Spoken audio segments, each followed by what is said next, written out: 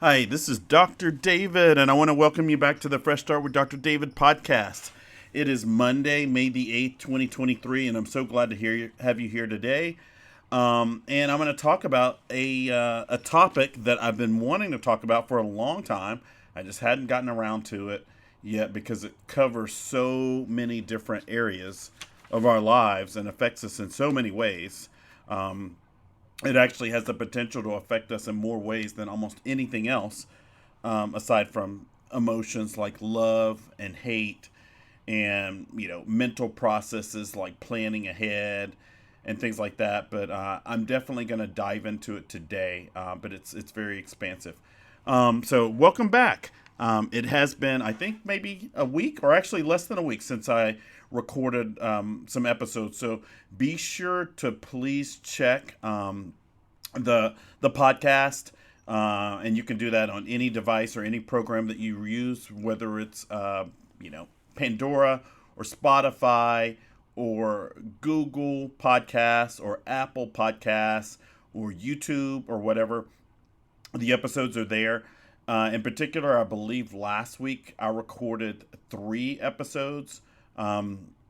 And most of those episodes were pretty, I wouldn't say pretty short, but they were on the shorter end of things compared to some of the other podcasts that I've done. And so I kind of go back and forth between doing longer podcasts and shorter, kind of more succinct ones. But I'll just tell you about the last 3 episodes that I did. So I did an episode on immigrant struggles in the United States. And actually, that one was, I believe that was on like April the 29th. So that was a couple of Saturdays ago, um, maybe 12 days ago. And then right before that, I did an episode about Oprah Winfrey, Super Soul Sundays, Oprah's Thought for the Day newsletter, and the power of positive affirmations and motivational quotations. So I did that. And then I did an episode on quick fixes and easy, short sighted band-aids that you should avoid in life, right?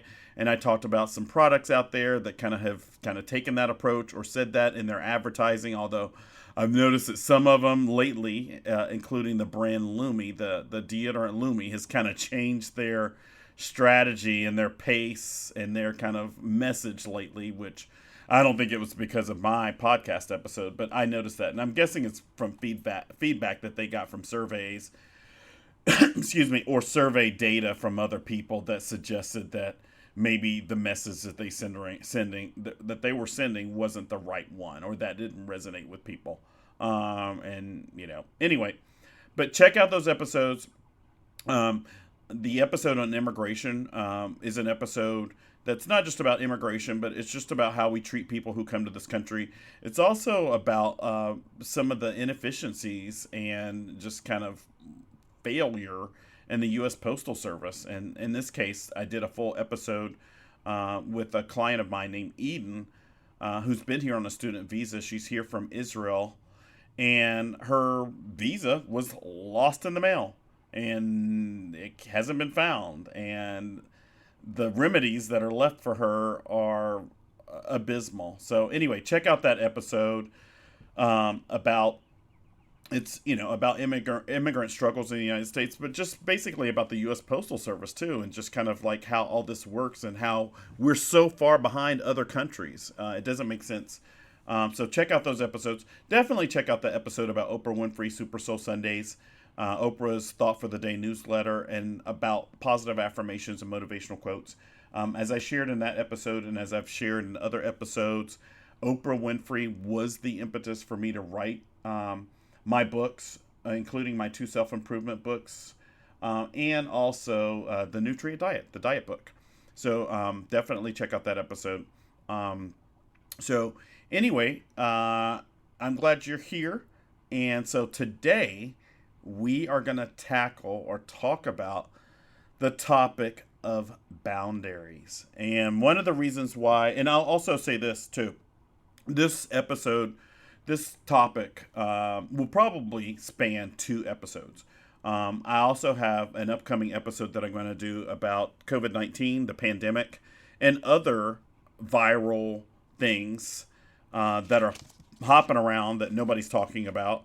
And also just kind of about some of the trends in this country or the trends worldwide that I think we should be talking about, like AI and other things like that, which I kind of alluded to in the episode that I did on quick fixes and easy, short sighted band aids. But I think in a lot of ways, as a culture, that's supposed to be humane, we're going in the opposite direction of humanity, and I think that's sad. Maybe our next step in evolution is to become more robotic and more computerized and more algorithmic and less human, less loving, less humane, less feeling, and all those things. And it wouldn't surprise me if that weren't the case. And that scares me. And I think it should scare you too. And I think that there are things that we should be doing about it to prevent that from happening. And if we don't, we're going to sow the seeds of our own destruction. And in a lot of ways, I think we're already doing that.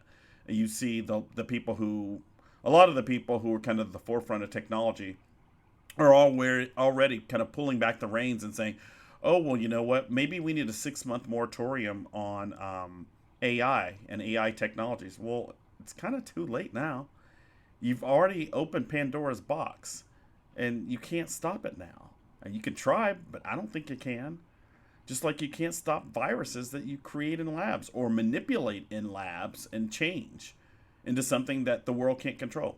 It seems like we'd learned some of this stuff. I mean, I'm not a highly religious person, but the Bible, the Torah, the Talmud, religious texts talk about these kind of things. And I just don't think it's a good thing. So I would like to continue those conversations.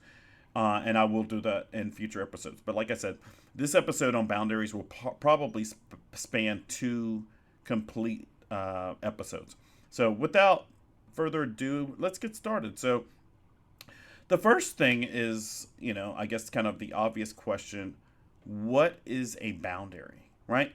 And the thing about that is that's so easy to answer is stop thinking about a boundary as I'm talking about it as a psychological thing and think about it as a physical thing, right? What is a boundary, right? It's a line drawn in the sand, a physical demarcation. It's a border. You could call it a border, right? A border is when you get close to the line that officially separates something. That's what borders are. But a boundary is a demarcation line between 2 things or 2 people, right? So you could talk about boundaries between people, but you could talk about boundaries between, your neighbor's property, where their property ends and where your property ends. Or the boundaries between where your position is in a queue or a line to get, a slice of pizza or to get a drink or to get a dinner or to get a coffee from a coffee shop or whatever else, right? Or you could talk about the boundaries between planets, right? Or the boundaries between countries or masses, land masses, or all kinds of things. So, or the boundaries between particles, right? If you want to get down to that micro of a level, micro. If you want to go down microscopically, you could talk about the boundaries between cells, right? The boundaries between tissues and organs, the boundaries between particles. I mean, that's pretty deep there. If you talk about the boundaries between 2 electrons, and they do have boundaries, right? And if you take chemistry, especially if you take organic chemistry 1 and 2, which were 2 of the hardest classes that I had in college before, medical school and all that kind of stuff, you'll learn in general chemistry and also in biochemistry about the orbitals. So these little orbitals that electrons and other things travel in, right? And they separate. They're bounded by things. So anyway, I'm not going to go deep into that today, but there are a lot of different types of boundaries, and boundaries basically separate things, right?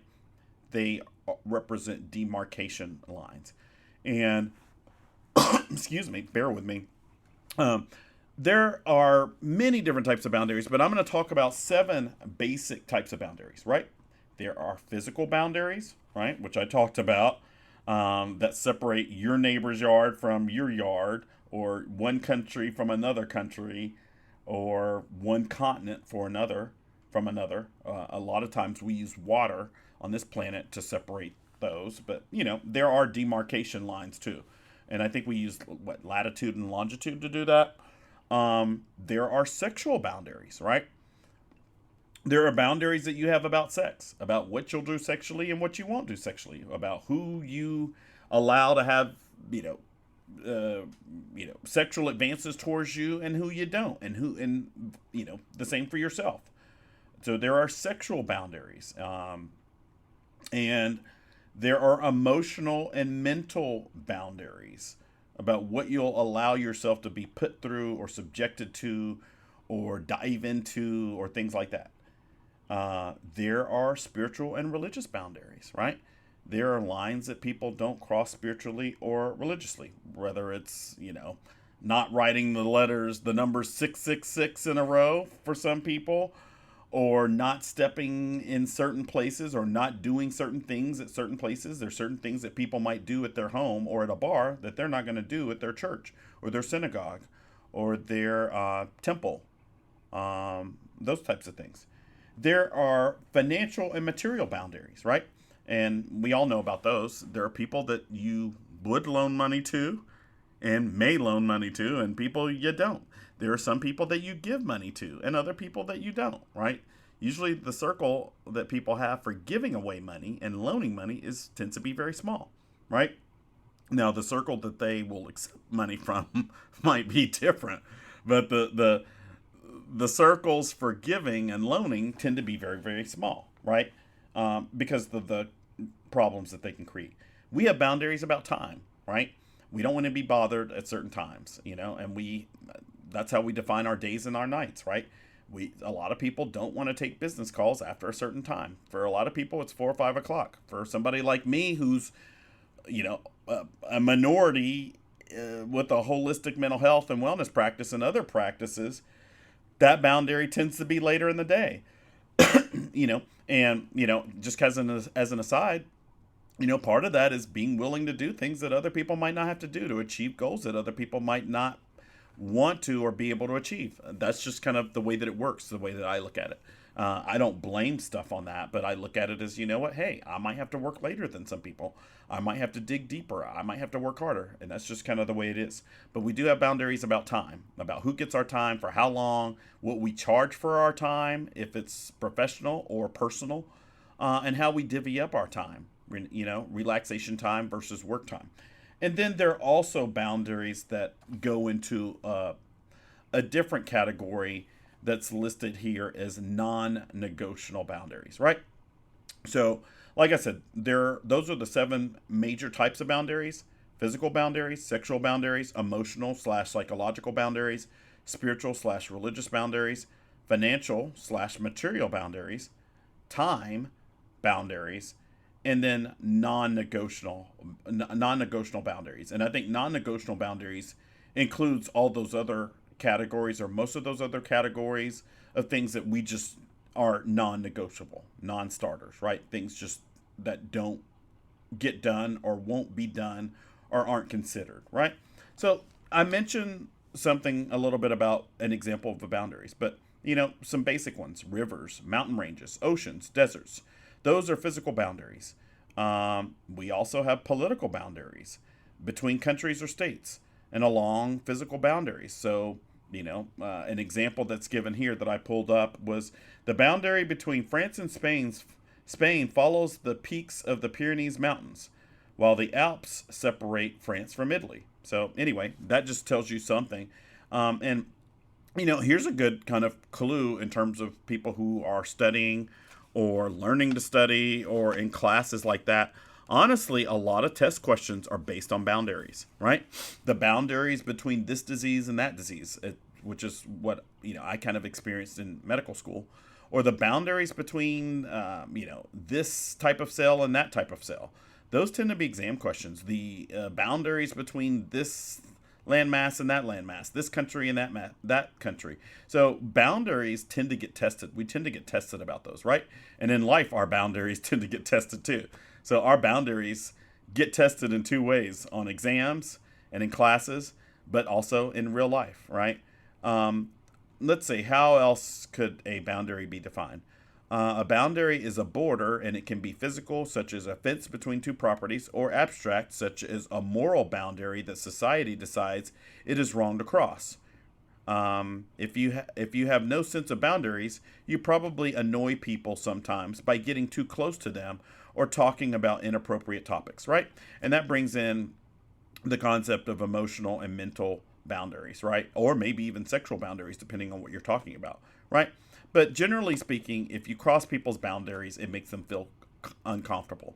Now, are some people able to cross some boundaries and still kind of get away with it? Absolutely. And there are people in life who are pros at that. But generally speaking, you pay a social price for crossing boundaries or coming too close to boundaries, right?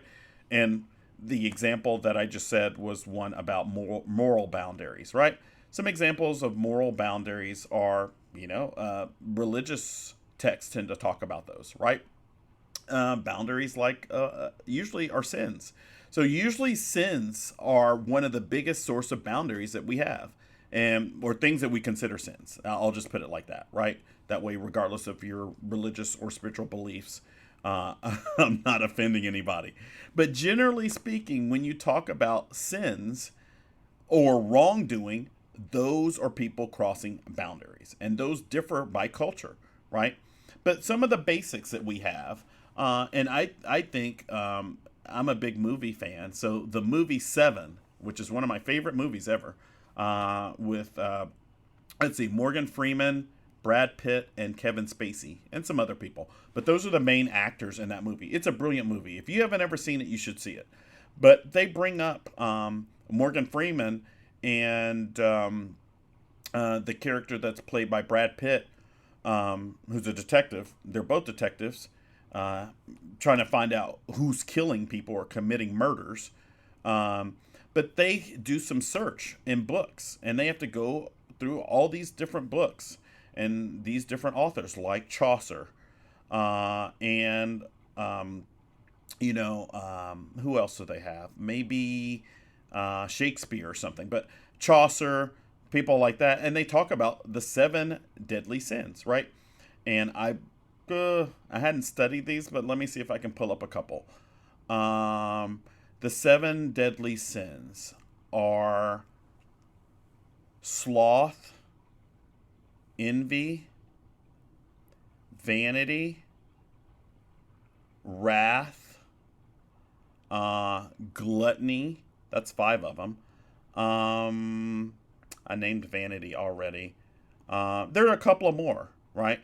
But those seven deadly sins, and I think there are also seven cardinal vices, as I remember from the movie. There's seven deadly sins that are talked about by a particular author, and then seven cardinal, seven deadly sins, and then seven cardinal vices or whatever.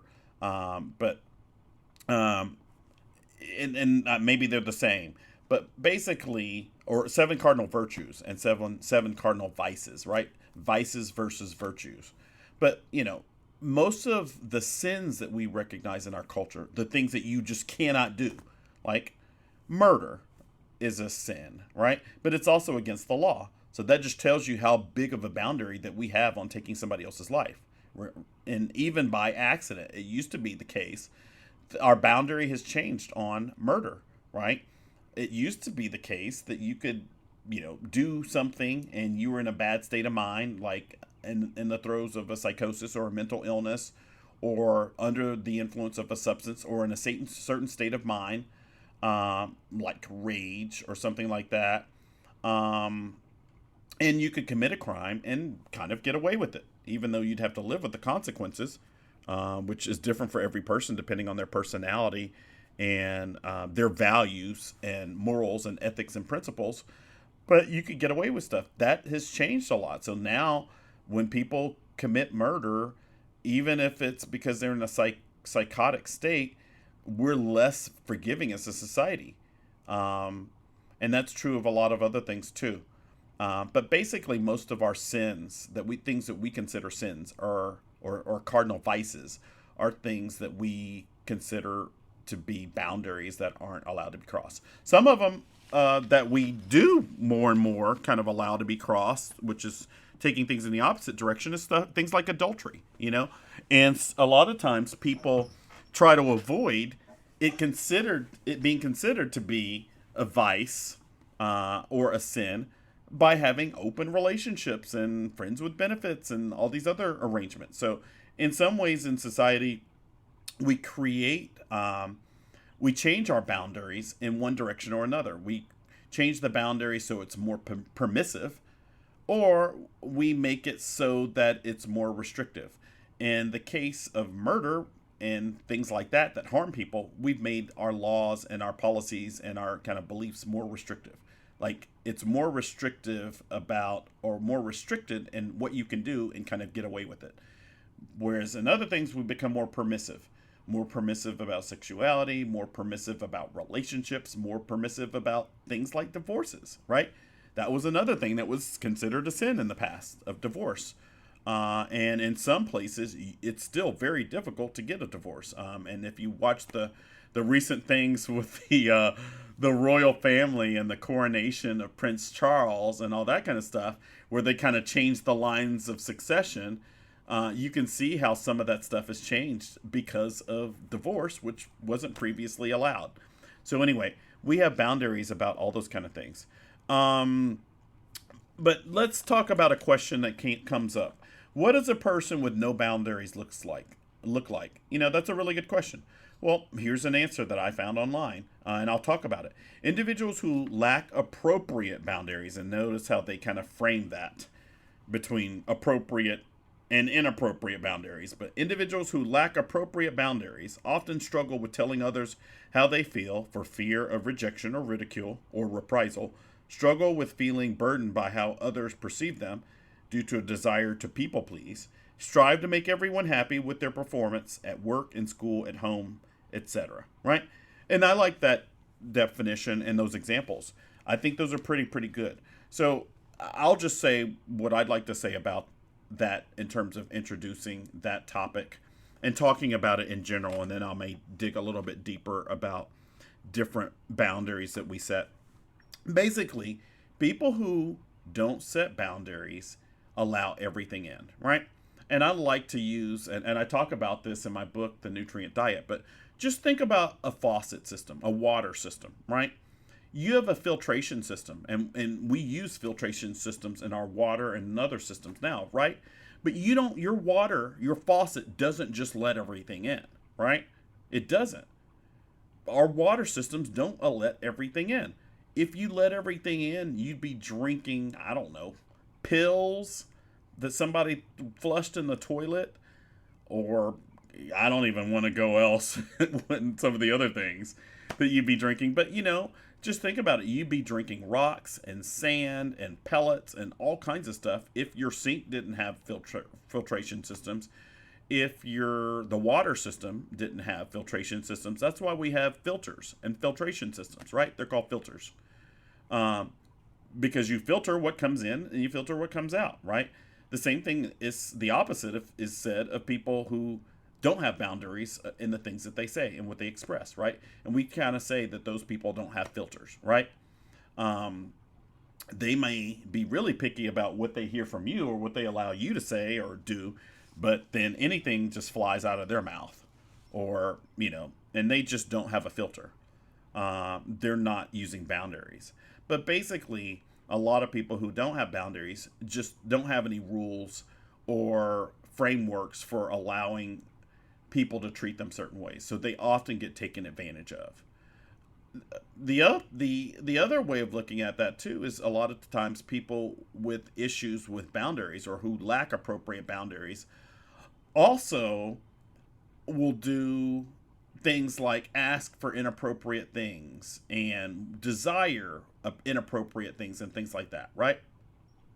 Because they don't have any boundaries on relationships or things or privacy, things like that, right?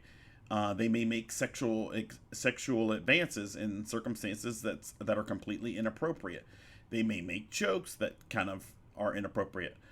And I'll just kind of add kind of a caveat about that.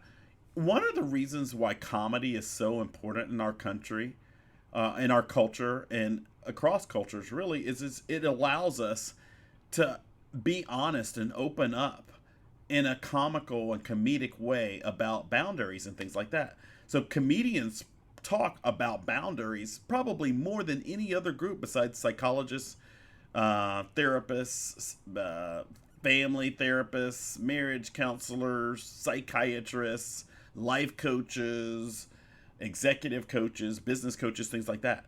Those are the only groups who and let me add in religious leaders like ministers and priests and rabbis and Muslim clerics and things like that, right?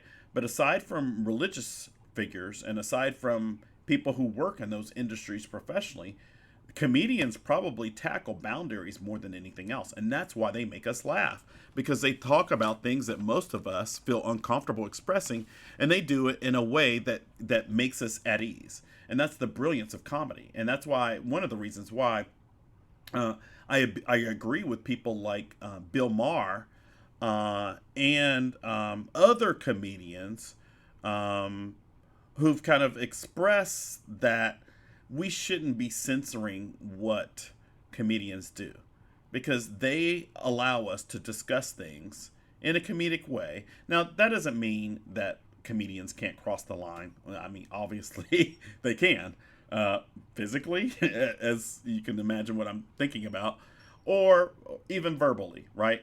Whether they're on stage or off stage. There are lines even for comedians, but the art of comedy, the artistry of comedy allows comedians to talk about things that are uncomfortable for the rest of us, right?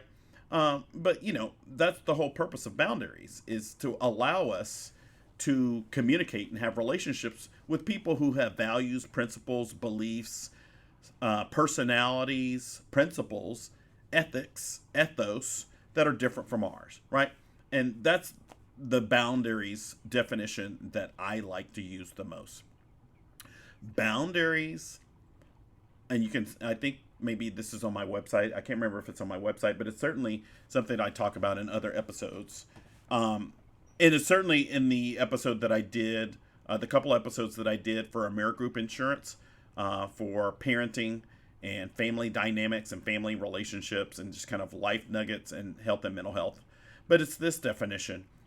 Boundaries allow us to have relationships and communications and engagements with people, organizations, objects, and other things that are different from us, that have different values, different belief systems, different principles, different motives, different drives, different personalities, different concerns, different interests, different goals, objectives, right? That's what boundaries are. Boundaries are the rules that allow us to engage with others in a healthy way where people don't get taken advantage of, that prevent people from acting like parasites and things like that, right? That's the way that I like to describe it. They don't necessarily guarantee you're going to be happy, right? But they limit the liability, right? Boundaries limit liability. They limit the degree to which you can be harmed by a relationship that's not good, or a relationship with someone who doesn't have your best interests at heart, right? And, some of the boundaries, some of the 7 boundary types that I just mentioned do just that. Physical boundaries, not allowing everybody to touch you or brush up against you or whatever, right? Because of disease and other things. Sexual boundaries, not sleeping with everybody, right? For disease and other reasons. Emotional and mental boundaries, so that people don't unload all their baggage on you when you pretty much probably have quite a bit of your own to deal with. Spiritual or religious boundaries, right? Where you are picky about who you engage your religious and spiritual practices with, right? And what kind of beliefs you allow in and out, just like a water filtration system. Financial and material boundaries, especially. because you don't want people taking advantage of you or stealing your money, right? You've got boundaries about who you give your credit card information to, your social to. When I say social, I mean your social security number, or your bank account numbers or things like that, right? You've got boundaries about time. Everybody's not going to get all your time. And even with the people that you love and care for, your friends and relatives, and maybe coworkers and boss too, there are limits on what they can do time wise too, right? Even though those change. And then you've got non-negotiable boundaries, right? And a lot of those non-negotiable boundaries are just lines that we don't cross as humans, right? Or we believe are a threat to humanity or being humane when they're crossed, right? And I mentioned some of those, like murder, right? And things like that. But some of the other boundaries prevent you from getting there, right? And that's why they're set up, right? That's why you have boundaries about time and finances and spirituality and emotional and sexual boundaries. So you don't end up in situations where other boundaries get crossed. So boundaries aren't necessarily concrete. Boundaries blend into other boundaries, right? And when I think of boundaries, I think about a circle, like a force field, right? You can have several force fields around you, right? And we do actually. And EKGs and things like that are kind of the basis of that. So your heart has an electrical circuit. Your body gives off energy, right? That's kind of a boundary. And a lot of people have a sense of that, especially people who are empathic, right? And so an example of that is when you can tell from across the room, when you're not looking at somebody, that they're staring at you, that's a boundary, right? That's an empathic boundary. It's an energetic boundary. And a lot of people can feel that. I can feel that. I can feel, even with my head turned to somebody, if they're staring at me or if not, right? I can just feel the energy. It's an energetic boundary. You can feel it when you're standing in line or in a queue at the grocery store or somewhere else where somebody kind of gets close to you. And that's when cultural issues tend to come into play, right? In some cultures, people stand closer to one another than in other cultures.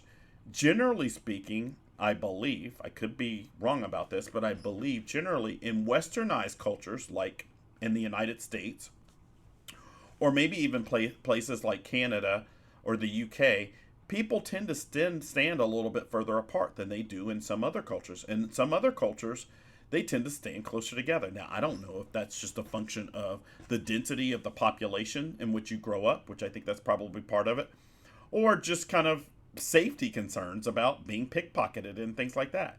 You know what I mean? And those boundaries tend to get turned on when you're in spaces like that, right?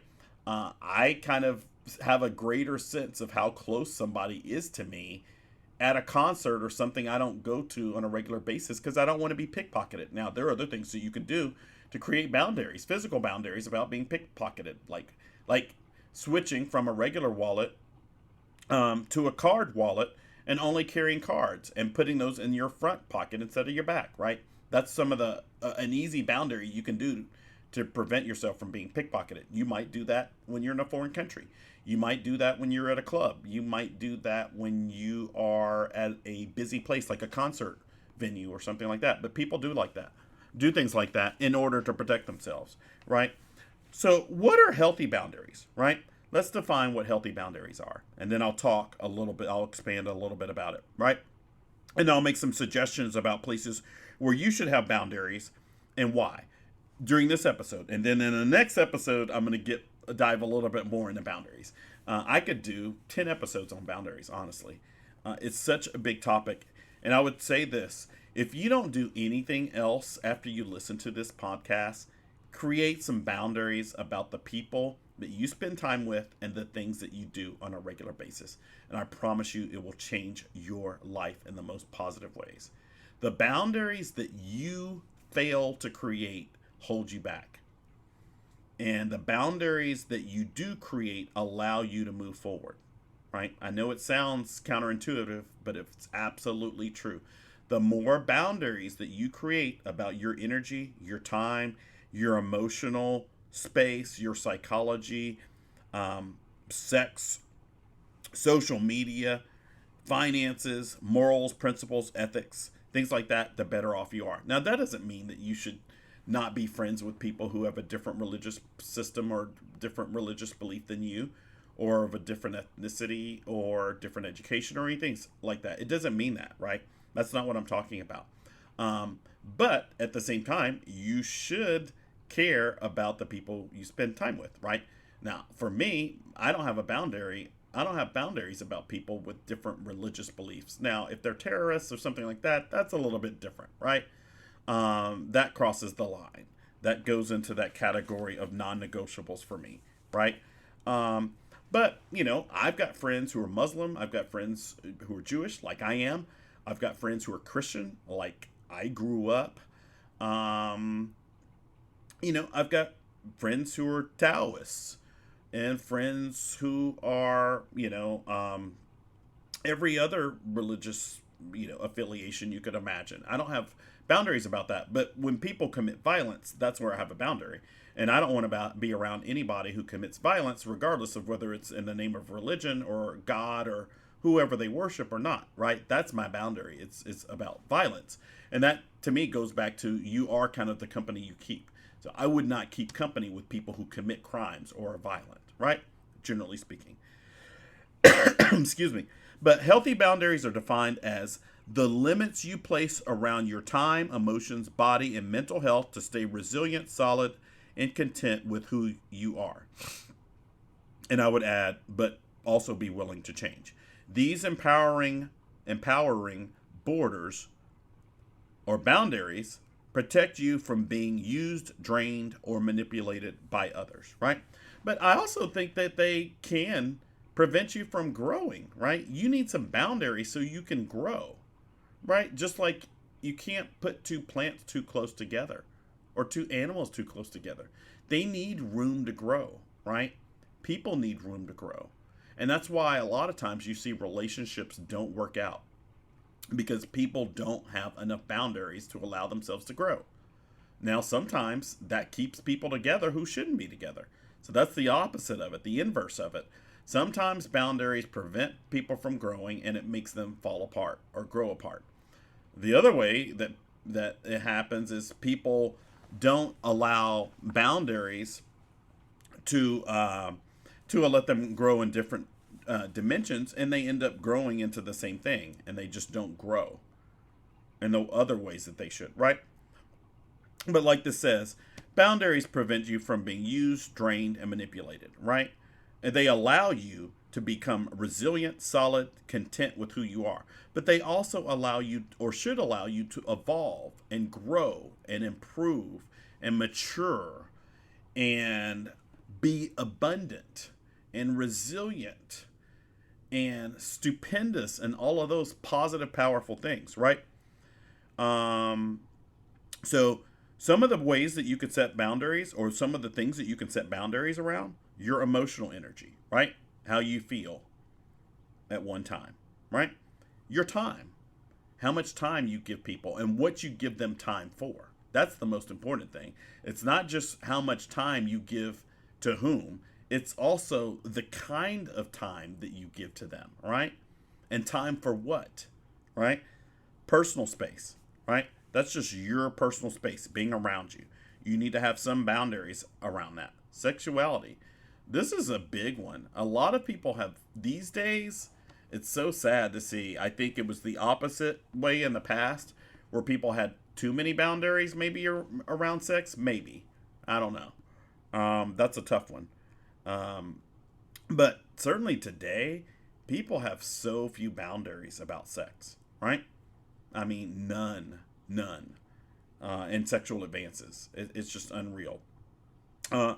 You should have boundaries around morals and ethics, right? And like I said, that doesn't mean that you can't spend time with people who have different religions than you do, or maybe even some different ethical or moral beliefs or principles than you do. But you should have some boundaries about your actions as they relate to your morals and ethics, right?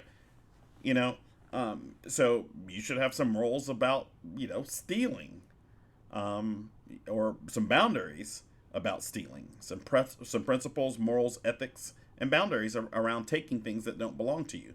about mistreating other people, and about being honest, and about integrity, and about what else?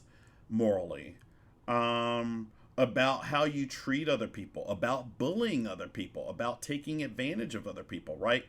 You should have some boundaries about that. Material possessions and finances. You should have boundaries about that too, right? About boundaries about how much money you spend and what you spend it on, right?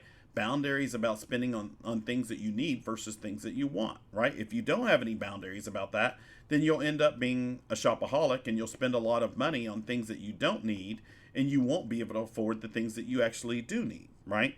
So you want to have boundaries about buying and spending. You also, that's called a budget, right? That's a boundary that we create around money and spending. It's called a budget, right? That's a concrete example of a boundary about spending money. A budget is. But you also want to have boundaries about how much stuff you have, right? That's why people do spring cleaning. I mean, it's spring, it's May, it's time to clean out some stuff and rearrange some things. So you should have some boundaries about how much clutter you allow, and how many types of things that you accumulate, whether it's shirts or suits or shoes or bags or wallets or, whatever it is. But you don't want to become a hoarder, right? You should have some boundaries about finances, about how much money you spend, how often you spend money, what you spend it on. And some of those boundaries should be really active right now, depending on your financial situation, because of inflation, or as I call it, more likely price gouging. But the current economic state in the United States should make you think about that, right? About what you're willing to spend money on and how much. How much are you willing to spend on a carton of eggs? Would you spend $10 on a carton of eggs, versus 2 or 3? It makes you think about some things. It makes you create some boundaries. And that's another thing about boundaries that I'll just kind of mention while I'm thinking about it. Scarcity and plentifulness tend to change boundaries, right? When you have too much of something, if something's too plentiful or very cheap, or something is rare and scarce, then boundaries tend to change about it, right? And you see that in the price of things, right? Like the price of diamonds, the price of gold, things like that, right? Let's see, what else? Social media. This is a big one. We should have a lot more boundaries on social media. And I don't mean just what you say and do on social media, which that's the first thing that pops in my mind, but how much time you spend on social media. You get back a return in life where you spend, where you invest. And if you invest all your time in social media instead of starting a new company or doing some consulting work or creating, then you're going to pay a price for that. It's up to you. And then you're going to look back and go, oh, well, gee, over the last 10 years, I spent, 18,000 hours on Facebook and Instagram. And what did I get from that? 0. While a bunch of other people use the same amount of time, and I'm not just picking on Facebook and Instagram, but it could be on Netflix or Hulu or whatever. But you spent so much time on this thing, and you could have invested that time in something that would actually get you residuals financially, right? That's a big mistake that a lot of people make. But social media is a good place. But let me bring up the next one too, is technology. You know what I mean? I mean, a lot of people don't have boundaries when it comes to technology. And I don't mean just how much they use technology, but what they use it for. You know what I mean? And how and when they use it. I remember one time a few years ago, I went to a club that I didn't normally go to with some friends. We usually went to a club or a bar in Midtown, but this particular night, somebody heard about this new club. It was like $20 to get in. The drinks were really expensive too, but it was at this upscale building, restaurant, venue in Buckhead. And anyway, we got there. And after we got drinks and stood in line and all that kind of stuff, all the people standing on the dance floor were people who were significantly younger than us. They were all playing on their phones in the middle of the dance floor. Now, that's just, I think part of that's a generational thing. When I grew up, you didn't get to just stand on the dance floor standing still. When I started going to clubs in the 1990s, when I was in college, the early 90s, you couldn't just stand in the middle of the dance floor. You'd have to be on the side, right? You could dance on the dance floor, and you could dance as crazy as you wanted to, within reason, but, you couldn't slap folks dancing. If you danced that crazy, you'd get kicked out. But, you couldn't just stand on the dance floor. But this experience, and this is maybe 10 years ago, a decade ago, maybe not less than that, maybe 2015, 2014, 2013. But we showed up at this club, paid all this money, and everybody was just standing on the dance floor with their phones, texting people and taking pictures, selfies. And I'm like, okay, this isn't a club. I don't know what this is, but this is not a club. It's not a dance club. But you should have some boundaries on the technology you use and how long you use it for and how you're plugged into it, right? Some of the other groups of people, now we're moving on from time, personal space, sexuality, and things like that to people. You should have boundaries with family members, what they can do, what they can't do, and you should have boundaries in all those things I just named with family members, right? All those things that I just named: emotional energy, time, personal space, sexuality, morals and ethics, material possessions, finances, social media. You should have those kind of boundaries with your family members, your relatives, right? You should have those kind of boundaries around your friends, right? Set boundaries with your friends around romantic relationships, right? Especially when it comes to like lending money and sex and morals and ethics and time, things like that. You should have boundaries set around all those things with your coworkers, right? Especially when it comes to like lending money and sexuality and time and things like that. You should definitely have boundaries about strangers. And that's where the phrase stranger danger comes, right? That people teach their children. Stranger danger, right? Your kids should have a lot of boundaries, a ton of boundaries around what strangers, how they interact with strangers, right? That's really, really important, right? And this is part of what I found when I kind of looked up the topic.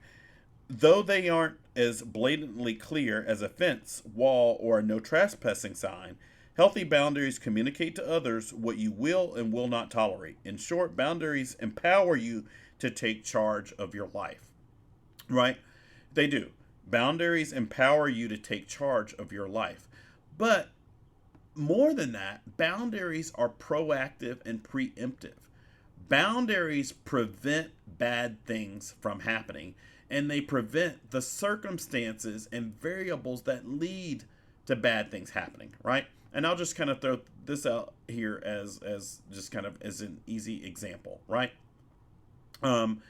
If you go to or start a chemistry class, right, their chemicals are stored in certain places.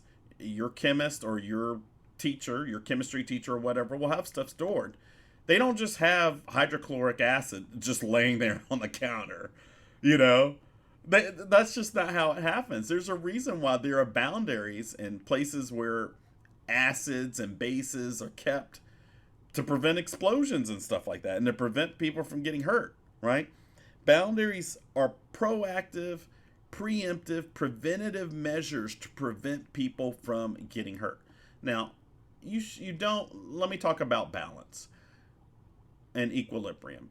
You don't want so many boundaries that people can't interact. That's not good. You don't want to grow up in a bubble, right? But you don't want to be completely accessible in every way to everybody either. You've got to find a balance, right? And I can tell you this. This is one of the reasons why people don't like boundaries. Because boundaries always require adjustment. Can I say that again? I'm going to say that one more time. Boundaries always and or generally require adjustment. And that's because we as people are always changing. We're not the same. You're not the same person you were yesterday. Now, for the most part you are, but not 100%. In one way, your cells replace themselves, your organs replace themselves. Almost every organ. The brain doesn't replace itself, the heart doesn't replace itself, but almost every other organ replaces itself, right? The cells do. That's called mitosis or cell division, right? That's what happens. That's what's supposed to happen, right? But you're slightly different from the way that you were a year ago and 10 years ago and things like that, right? So as you grow as a person, as you age and spend more time with people, boundaries do have to be adjusted. Time, emotional space, personal space, morals and ethics, financially, and other ways, right? That certainly happens with family and friends. It should happen with coworkers and things too. But you should definitely have some boundaries about strangers, right? And when I say strangers, that includes people you are newly acquainted with, right? Or people that you just met recently. You've got to have boundaries. Um, um, what else about boundaries? Why you need boundaries? Well, personal boundaries are at the root of a fulfilled, balanced life. Without personal boundaries, people can quickly lose themselves in their work, in relationships, in family obligations, or service to others. They can even wind up being exploited or taken advantage of by people who do not respect them. Personal boundaries help define what you are willing to say yes to and what you decide to say no to. They give you a sense of agency and sovereignty over your decisions, right? And, the other thing that boundaries do is boundaries are preventative measures that allow you to care and love yourself, right? I recently did a two-part episode with my client, Phoenix Soul. It was a two-part episode. It was a great episode, actually, in my opinion, about self-love and self-care. But the biggest thing about boundaries to me, and I'll continue this in the next episode, the second part of this episode on boundaries, is this. You have to take care, good care, great care of yourself, and you have to love yourself. And if you don't set boundaries with people, places, time, institutions, morals, ethics, finances, possessions, social media, technology, and with people, you won't be able to do that.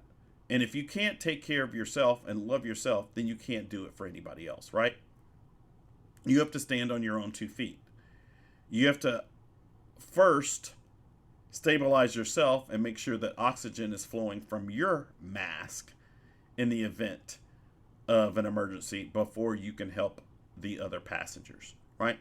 That's the biggest reason why you need boundaries. You need to be able to care and love for yourself. And once you do that, that's going to expound and grow and allow you to do the same thing for others. But if you don't do it for yourself, you're going to fail. You're going to collapse.